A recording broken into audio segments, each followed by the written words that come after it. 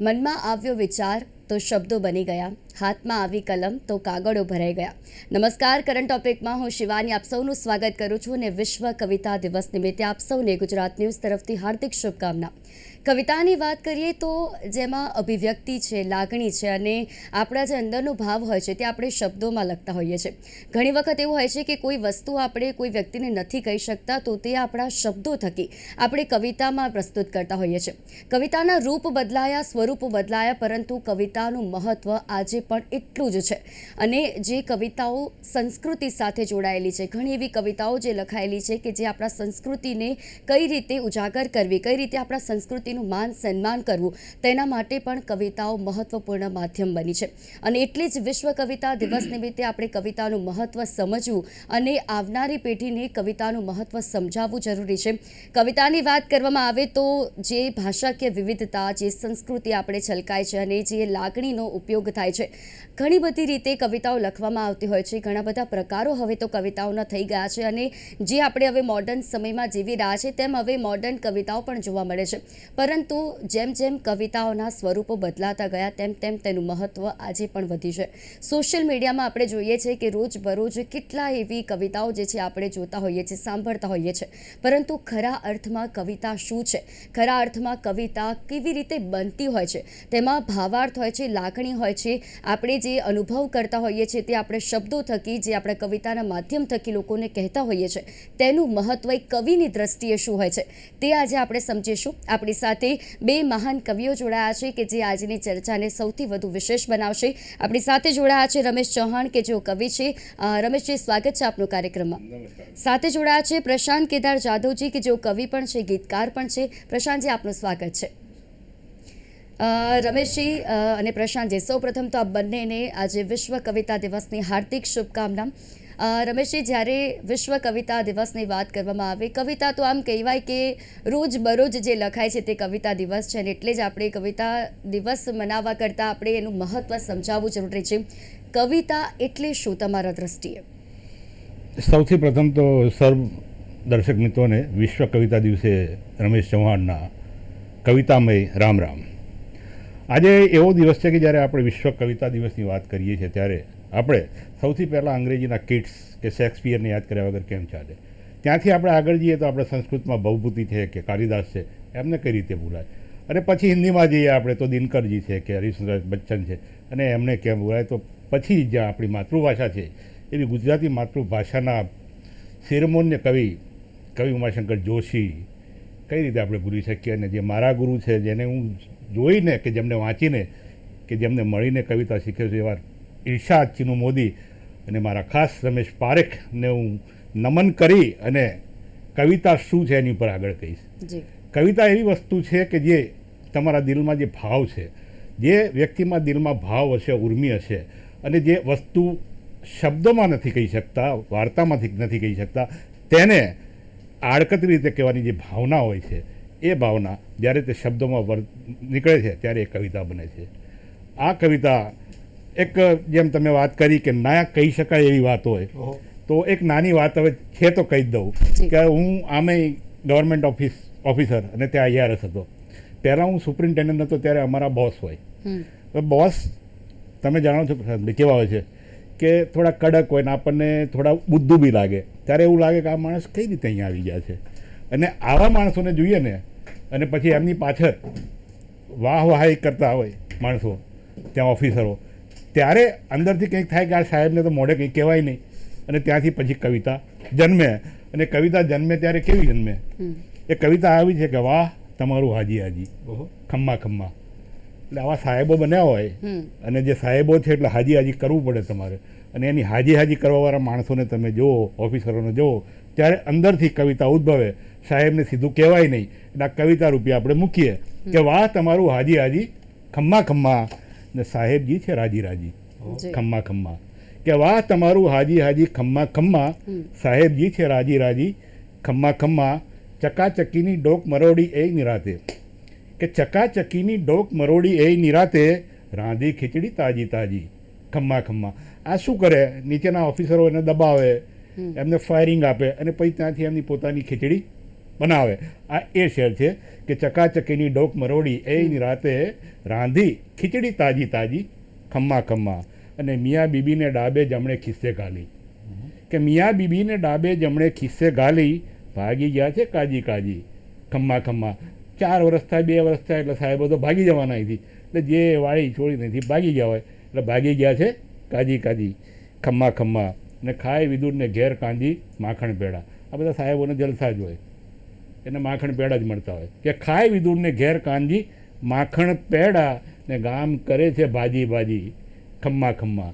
અને પછી છેલ્લે દિલનો જે ભાવ છે, અંતિમ ભાવ, એક્સ્ટ્રીમ ભાવ એ આવો છે કે મરકટને દઈ, આવા સાહેબો હોય ને ત્યારે આપણને કહેવાનું મન થાય કે મરકટને દઈ મુકુટ મૂર્ખના સરદારો જો, હવે મરે છે લાજી લાજી ખમ્મા ખમ્મા. કે વાહ તમારું હાજી હાજી ખમ્મા ખમ્મા. આજે તમે કહ્યું ને કે કવિતા શું છે, જી. કે જે શબ્દોમાં સામેથી ના કહી શકાય તો કવિતામાં વણવી પડે ને પછી એ ઇનડાયરેક્ટલી કહેવું પડે કે આ કવિતા છે. બિલકુલ ચોક્કસથી. અને રમેશજી, તમે જે કવિતા કીધી અને એમાં તો એમ લાગ્યું કે પોતાને પણ જોડે જોડે આશ્વાસન આપતા ગયા કે હવે જે પરિસ્થિતિમાં આપણે મુકાયા છે તે હવે આપણા માટે આવ્યા જ પરિસ્થિતિમાં આપણે ચાલવું છે. પ્રશાંતજી, જ્યારે વિશ્વ કવિતા દિવસ ઉપર આપણે વાત કરી રહ્યા છીએ, કવિતાનું મહત્ત્વ સમજી રહ્યા છીએ, આપ એવા ખાસ કરીને આપ કવિ છો, ગીતકાર છો, જે પ્રખ્યાત ગીતો જે ગુજરાતી ફિલ્મોમાં જે આપણે લખ્યા છે તમે, ત્યારે અત્યારના સમયમાં જે ગીતો લખાય છે, અત્યારના સમયમાં જે કવિતાઓ રચાય છે, તમારા મતે જે કવિતાનું મહત્ત્વ છે તે કેવી રીતે આમાં દર્શાવી શકાય? નમસ્કાર. કવિતા એ લખાતી નથી, આવતી હોય છે. ઘણા કવિઓ અત્યારે ખૂબ ખૂબ લખે છે, ખૂબ મોટી માત્રામાં લખે છે. એવું મેં સાંભળ્યું છે સોશિયલ મીડિયામાં. હું કોઈ જગ્યાએ છું નહીં, પણ મિત્રો વાતો કરે ત્યારે થાય કે આ લોકો ઘણું લખાય છે, પણ ઘણું કરતાં ગુણવત્તાવાળું લખાય એ ખૂબ જરૂરી છે. કવિતાના અનેક પ્રકાર છે. આપણી પરંપરા તો ભારત વર્ષમાં, સનાતનમાં તો છેક તમે વાલ્મીકીથી લઈ, વેદ વ્યાસથી લઈ, કાલિદાસ, ભવભૂતિ, ભારવી, બાણભટ્ટ, મૂંજ, ભોજથી માંડી આપણા નરસિંહથી શરૂ આરંભાયેલી આપણી કવિતા વર્તમાન સમયમાં સુધી પહોંચી છે. તો કવિતા, મેં આપણે વાત કરી કે હૃદયનો જે અંદર ઘૂંટાઈ રહ્યું છે, ઘોળાઈ રહ્યું છે, એ જ્યારે શબ્દરૂપે બહાર ના આવે, તમે કોઈને કહી શકો નહીં, અને ત્યારે જે અંદરથી બહાર આવતું હોય છે, અંદરથી અંતરાત્મામાંથી બહાર આવતું હોય છે, તો કવિતા એ છે. કવિતા અવતરતી હોય છે, એ ઉપરથી આવતું, અને એટલા સમય પૂરતો કવિ હોય છે. બાકી તો એક સામાન્ય માણસો જે હોય છે એ જ હોય છે, પણ જ્યારે કવિતા લખતો હોય છે એટલા પૂરતો કવિ હોય છે. ફિલ્મી ગીતોની વાત છે તો આપણે વાત કરીએ કે ગીતોની તમે હમણાં યાદી પણ તમે કહેજો હમણાં, પણ ફિલ્મી ગીતો અને કવિતા એમાં ભેદ છે મોટો. કે ફિલ્મી ગીતો છે એ તમને એક સિચ્યુએશન મળે, અને કે આ હીરો છે, આ હિરોઈન છે, આ સ્ટોરી લાઈન છે, આ પ્રમાણે આ દ્રશ્ય આવું છે, અહીંયા આના પછી આ છે, આના પછી આ છે, અને પછી એ ગીત લખાતું હોય છે. ગીત બે રીતે લખાય છે ફિલ્મનું, સિનેમાનું ગીત. એ પહેલાં કમ્પોઝ થાય અને પછી એના પર ગીતકાર જે હોય એના પર ગીત લખે. બીજું એવું છે ગીત પહેલાં લખાય, ઓરણી છે પહેલાં લખાણું પછી કમ્પોઝ થયું છે. તો એ રીતે બે રીત છે. અને ગીતમાં થોડી મોકળાશ છે આપણી પાસે.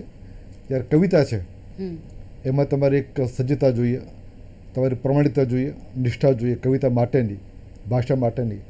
તો શિવાની બેન, હું ઘણી કહું છું કે બોલી મારી અભણમાં છે, બોલી એ મારી અભણમાં છે ને ભાષા મારી ભણેલીમાં છે. ક્યાં વાત.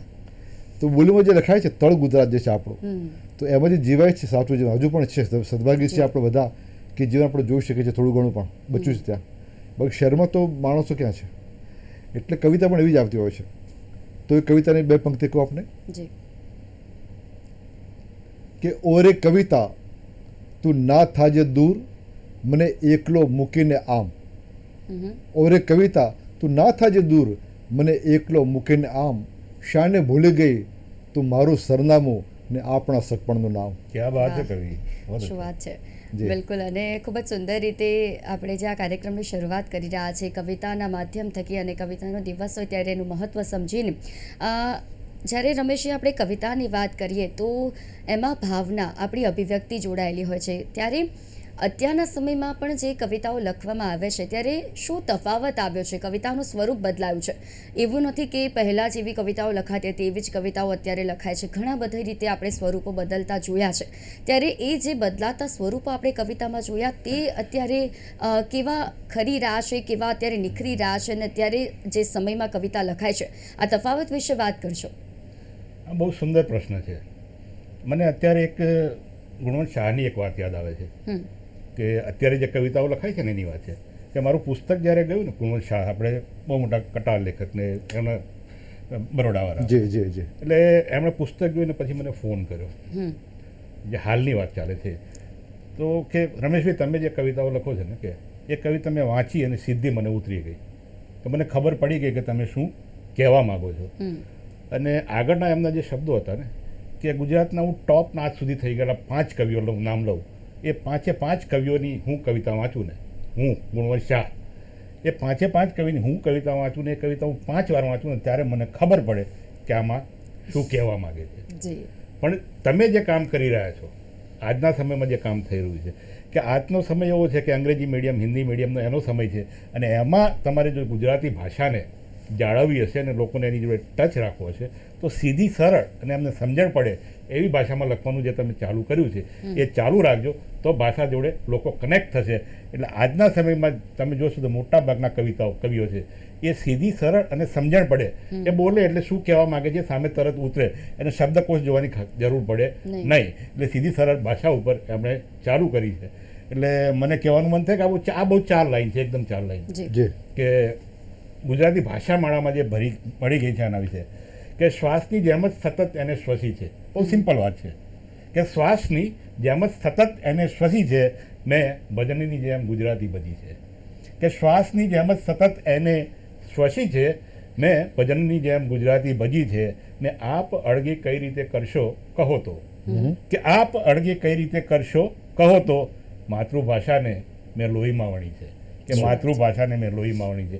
એટલે આજનો જે યુવાન છે એ સીધી સરળ ભાષામાં માતૃભાષાને પોતાની લોહીમાં વણી, અને આજના યુવાનો જે ધીરે ધીરે ગુજરાતી ભાષાથી દૂર થઈ રહ્યા છે ત્યારે એમને ટચ કરે, સમજે એવી ભાષામાં લખાઈ રહી છે, અને આનંદની વાત છે.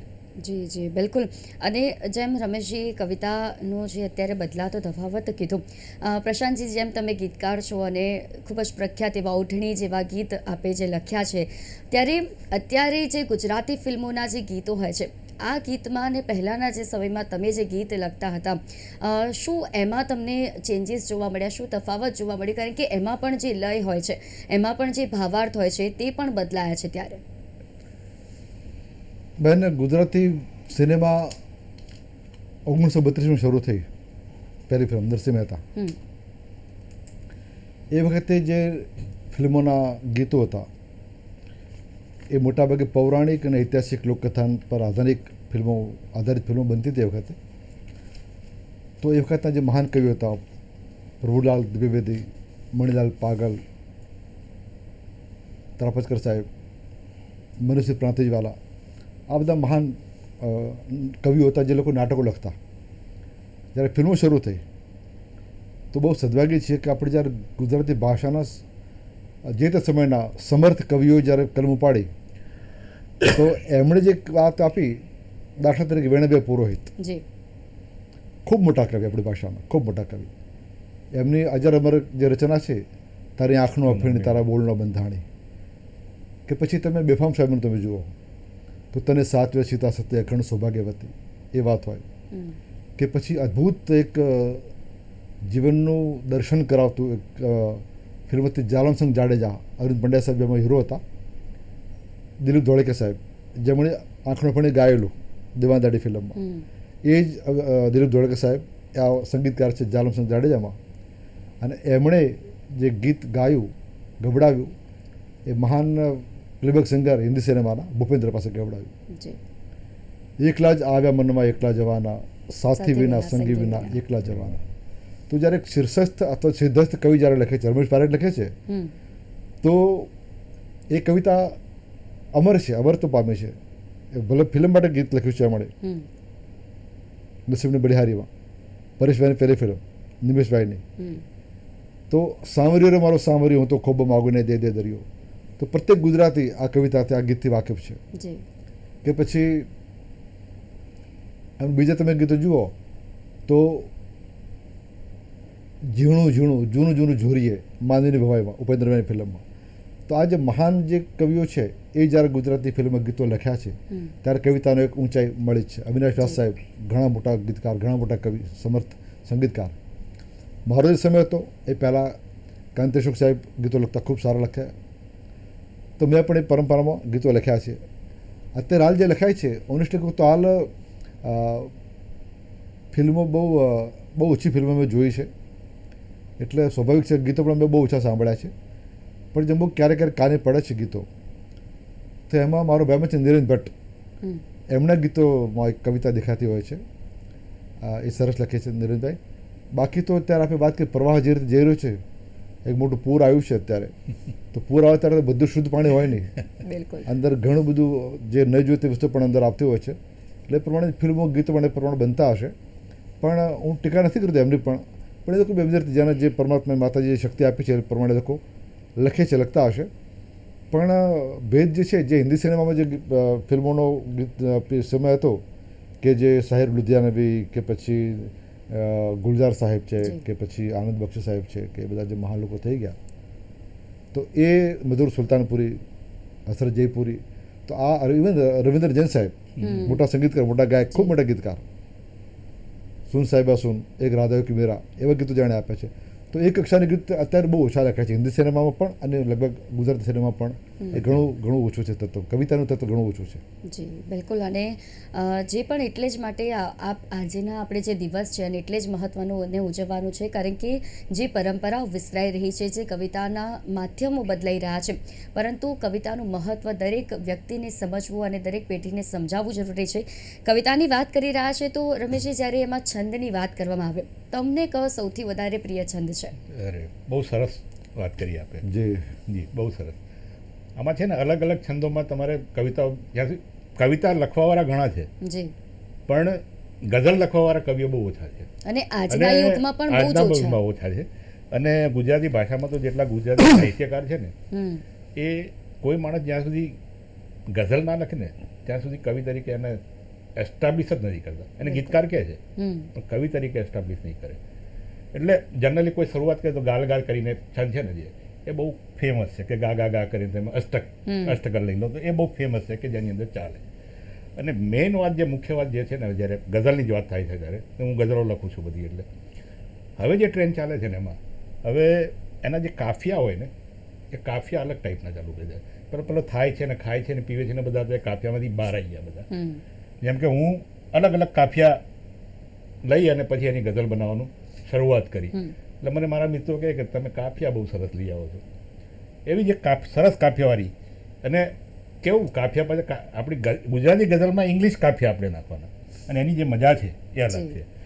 અને એવું જ એક જ્યારે ગઝલની વાત થઈ કે ત્યારે કહું છું કે આપમાંથી આ ગાળ ગાગા, આપણે જે તમે કહ્યું ને ખ્યાલ કે આપમાંથી પ્રેમ આદર નેટવર્કની બહાર છે. બહાર નેટવર્ક આવી ગયું તમારું ઇંગ્લિશ શબ્દ, અને એ કાફિયા તરીકે લઈ અને ગઝલમાં પ્રયોજો.